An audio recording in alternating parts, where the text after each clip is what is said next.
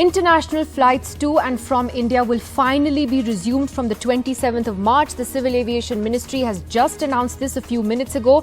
That is after a gap of nearly 2 years because of COVID. So finally, we will no longer be dealing with air bubbles, which were very limited flights between specific countries that India had. It also jacked up airfares on various routes. So as a result of this, from the 27th of March, with normal services now resuming, we can expect airfares to come down as well. Sonakshi Chakravarti has more on that developing story. Sonakshi, a big relief for airlines, for travelers and others.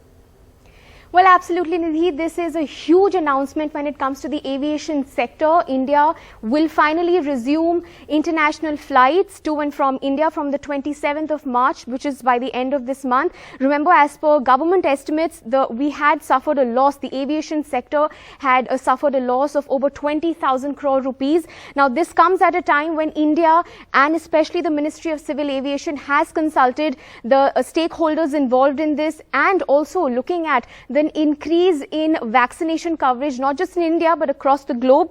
So it is sure that India will finally start its to and fro of international flights from the 27th of March after a huge gap of nearly 2 years because of COVID. But also significant to point out that India was about to start these flights on the 15th of December, but because of the emergence and the rise of the other variant, which is the Omicron variant, India had to withdraw that decision to resume international flights from the 15th of December, and now finally India will resume those international flights from the 27th of March. Minister Scindia, Jyotiraditya Scindia, the Minister of Civil Aviation, has also said this will hopefully bring back all those losses that the aviation sector had suffered, will bring back those, cover up for those losses. So a huge step in the aviation sector for India, finally international flights resuming from the 27th of March. All right, Sonakshi, quick word on the airfares, because that's been a big concern that certain routes have been very, very expensive, whether it's to the US or to England and elsewhere. So are airlines now preparing to bring those airfares down?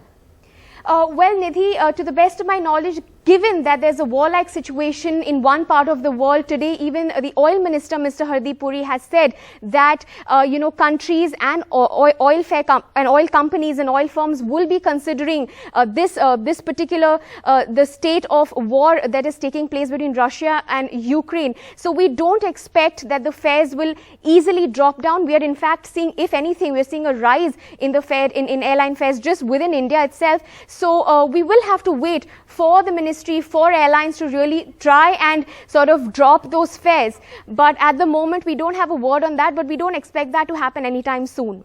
All right, Sonakshi, thanks very much for that update. So good news for everyone who does want to travel. Hopefully, it won't be so bad even if Russian airspace is closed, though yes, it is affecting direct flights from the US to India at the moment.